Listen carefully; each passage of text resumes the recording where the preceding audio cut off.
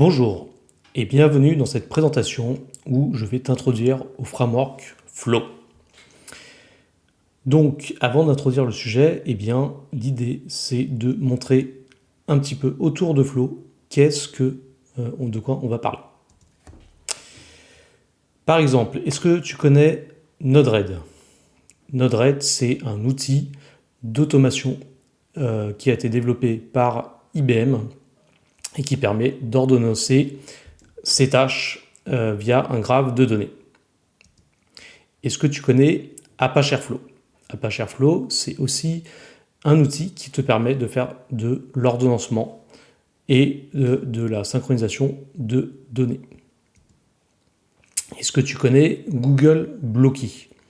Google Blockly te permet de créer des programmes entre guillemets simples, puisque c'est un usage plus pour les enfants, pour réaliser des blocs de programmation et du coup d'afficher des résultats de manière assez efficace. Est-ce que tu connais Hugging? Hugging, c'est un framework open source qui te permet de faire de l'ordonnancement et surtout de faire des jobs de tâches asynchrones. Est-ce que tu connais IFTTT? IFTTT, c'est une plateforme SaaS qui te relie une condition à une action. Par exemple, si j'ai une notification, je reçois un mail. Est-ce que tu connais Zapier? Zapier, c'est, on va dire, le grand frère de IFTTT.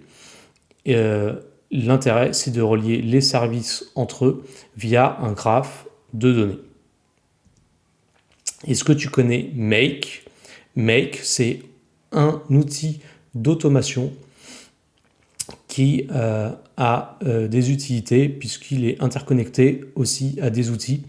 Tu peux programmer avec un graphe de données ton pipe de données. Est-ce que tu connais Workato? Workato, c'est un outil SaaS un peu comme Make pour ordonner tes données.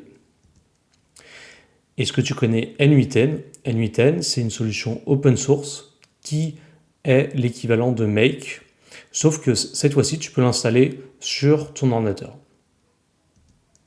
Est-ce que tu connais Kestra? Kestra, c'est aussi un outil open source qui ressemble à N8N, mais qui est porté sur l'orchestration et sur les logs de tes données. Est-ce que tu connais Apple Shortcut?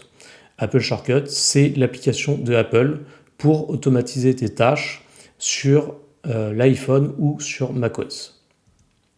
Est-ce que tu connais Uniflow? Uniflow, c'est un SaaS qui a vocation de automatiser tes tâches via un pipe de données et d'outils divers pour synchroniser tes tâches. Est-ce que tu connais Symfony Messenger? Symfony Messenger est très utilisé en PHP pour synchroniser les messages entrants via des brokers de données comme par exemple RabbitMQ qui va dispatcher tes messages sur un pipe qui sont processés de manière asynchrone et retournés sur le worker de Symfony. Donc maintenant, de quoi on parle? Qu'est-ce que Flow?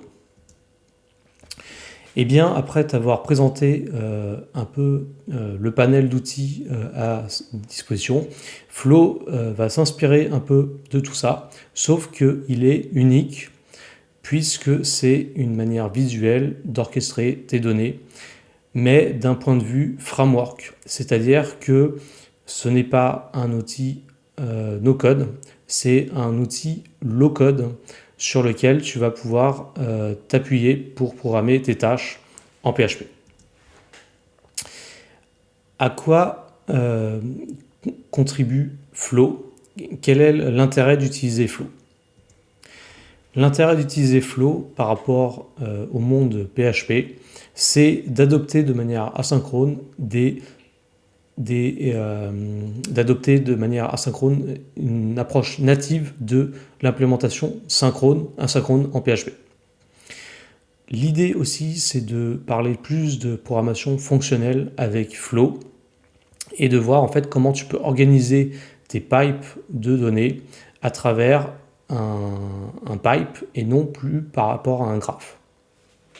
Et enfin, l'idée, c'est d'assembler de manière visuelle ton code, c'est-à-dire que les pipes que tu vas programmer vont s'emboîter les uns les autres, et du coup, cela fera ton lien logique pour créer ton programme final. Maintenant, avant de parler de Flow, eh bien, je voulais revenir sur ce qu'est le Flow-Based Programming. Eh bien, en fait, c'est quelque chose qui a été inventé par Jean-Paul Roger Morrison. Donc, l'idée de cette personne, c'était de comprendre la réutilisabilité des données. C'est-à-dire qu'on parle de flow de paradigme de programmation. C'est-à-dire que l'idée, c'est de faire de la programmation visuelle via une représentation schématique de tes nœuds. Par exemple, ici, j'ai représenté différents blocs de nœuds dans lesquels je vais avoir des entrées et des sorties. Eh bien, en fait, cela permet d'exprimer un problème en termes de transformation de données et non plus en termes de programmation.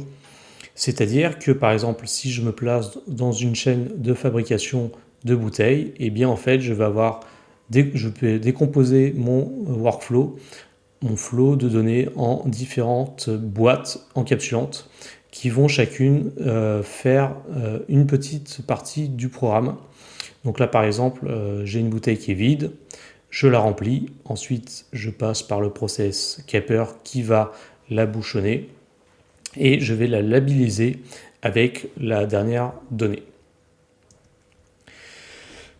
Qu'est-ce que apporte Flow par rapport à tout ça? L'idée, c'est que lorsqu'on est en Flow Based Programming, eh bien en fait, on va utiliser un graphe de données. Et l'intérêt que apporte Flow par rapport à ça, c'est de passer par rapport à quelque chose qui s'appelle le Ray Flow Based Programming, c'est-à-dire comment tu transformes ton graphe de données en termes de graphe de nœuds en pipe de données. Et bien en fait, il y a une approche qui est équivalente à dire qu'un graphe de données devient un pipe de données. Et donc du coup, la vision de Flow, c'est une autre manière de représenter la transformation de données, mais vue sous un pipe. Eh bien, comment je fais l'équivalence entre un graphe de données et un pipe? Eh bien, pour cela, on va utiliser la programmation fonctionnelle et nous allons parler de Haskell. Haskell, effectivement, en particulier, c'est un langage qui permet de travailler sur de la programmation fonctionnelle. Et en fait, ce type de langage, on peut très bien le reporter en PHP. Et cela, en particulier dans le Y Combinator, va permettre d'avoir en fait cette récursivité, d'introduire une notion de récursivité. Pourquoi une notion de récursivité? Eh bien en fait, dans mon graphe de nœuds qu'on a vu tout à l'heure avec le Flow Based Programming, eh bien en fait je vais avoir un graphe de données. Le problématique, c'est que ce graphe de données, en fait, je peux le transformer en pipe de données via la génération de fonctions. En fait, l'idée du Y Combinator, c'est de créer des fonctions qui sont génératives et récursives, qui vont s'appeler elles-mêmes et qui, en fait, vont pouvoir créer un effet de boucle. Et cet effet de boucle, en fait, on peut du coup le transformer en pipe de données à partir d'un graphe. Donc, en fait, cette fonction loop est traduite sous la forme suivante en langage lambda. Par rapport à cette forme suivante, on va appliquer à cette loop un argument qui est elle-même. On applique x par rapport à elle-même. Et l'idée, en fait, c'est que lorsque j'applique cet argument sur elle-même, et ben en fait, je me retrouve exactement avec la même configuration de départ. Le Y Combinator est une fonction très puissante qui permet d'introduire la génération de fonctions récursives. Voici un cas de figure pratique sur qu'est-ce que veut faire Flow en termes d'orchestration. L'idée, en fait, c'est si on répond à différents types de clients, on va avoir beaucoup d'IP à process.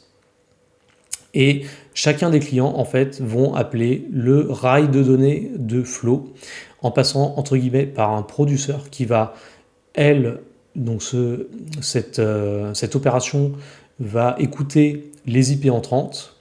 Ensuite, on aura le rail de données qui va process l'information et enfin le consumer qui va reporter l'information des IP au bon client.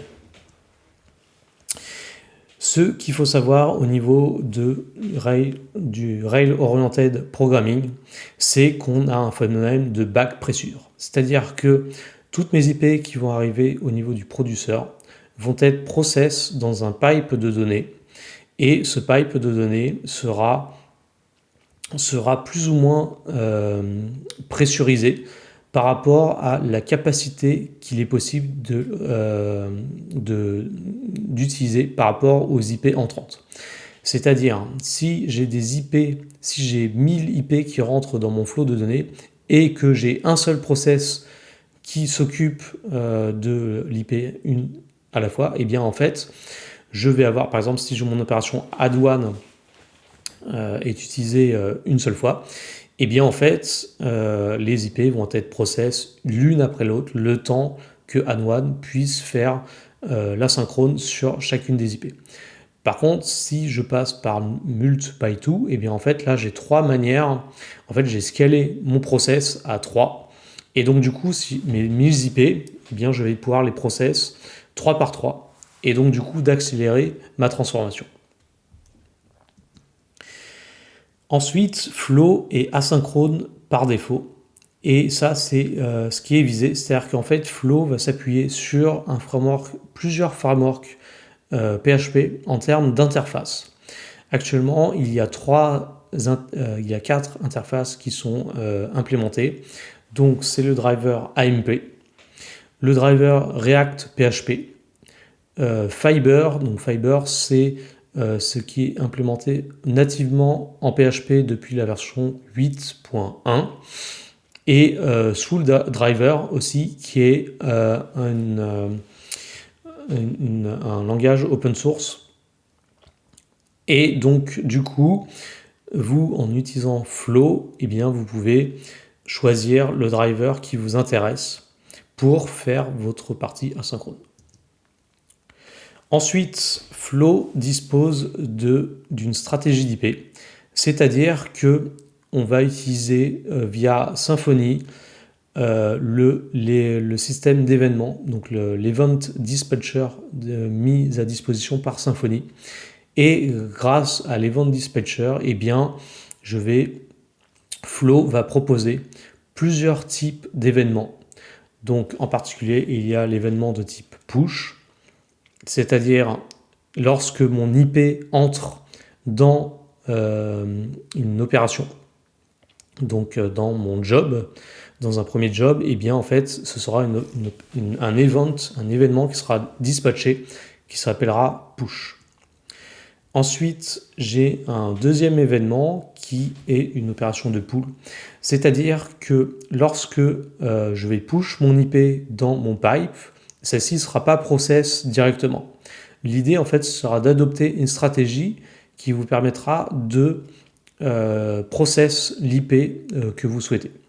Donc du coup, à l'opération de pull, vous décidez en fait de choisir quelle est l'IP que vous souhaitez mettre en premier, puisque ce qu'on a vu tout à l'heure, eh bien, on a un phénomène de back pressure, c'est-à-dire qu'en fait, il faut aussi choisir l'IP qui correspondra au mieux et de manière la plus efficace à ce qu'on souhaite process en premier.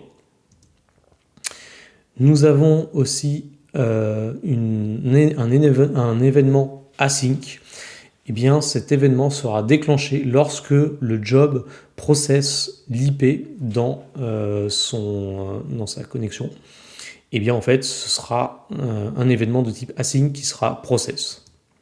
Enfin, il y a un événement de type pop, c'est-à-dire lorsque le job aura fini de process l'IP, eh bien, l'IP en fait sera pop du système et sera notifié pour dire que voilà, l'IP a terminé le système.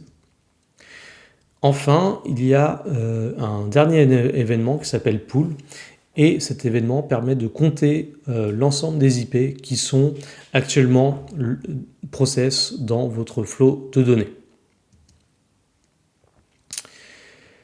Maintenant, on va voir un exemple de comment cela se comporte avec, par exemple, la fonction Fibonacci et de comprendre en quoi Flow se démarque par rapport à d'autres orchestrateurs.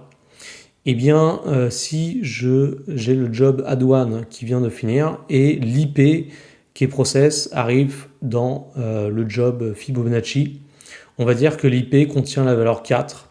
C'est-à-dire qu'on va process la valeur 4 dans le job. Et bien en fait, avec l'événement de type async, eh bien je vais pouvoir faire une stratégie d'IP pour rester en termes de récursivité dans le même job de données. Donc là, f de 4, eh bien en fait, ce sera un job qui se rappellera f de 4-1, donc 3, et plus f de 4-2, donc 2, f de 2. Voici le schéma global de la procession d'IP, c'est-à-dire qu'en fait, si j'ai mon IP entrante et qui processe f de 4, et bien en fait, de manière asynchrone, f de 4 va process les fonctions, donc on va dire, ça dépend donc de manière aléatoire, mais on va dire que les fonctions asynchrones vont être exécutées de manière asynchrone.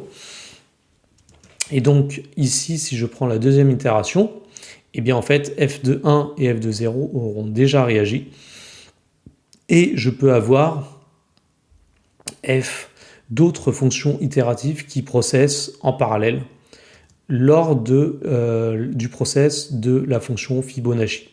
Et donc l'intérêt de ça, c'est que votre calcul sera parallélisé sur l'ensemble de votre processing. Et tout à la fin, je processe f de 4 pour finir la fonction Fibonacci. Et enfin, l'IP a fini et donc elle peut être consumée par le prochain pipe de données. Voilà, donc c'est tout pour cette présentation. Et évidemment, si vous avez des questions, vous pouvez me contacter à Mathieu91. Merci.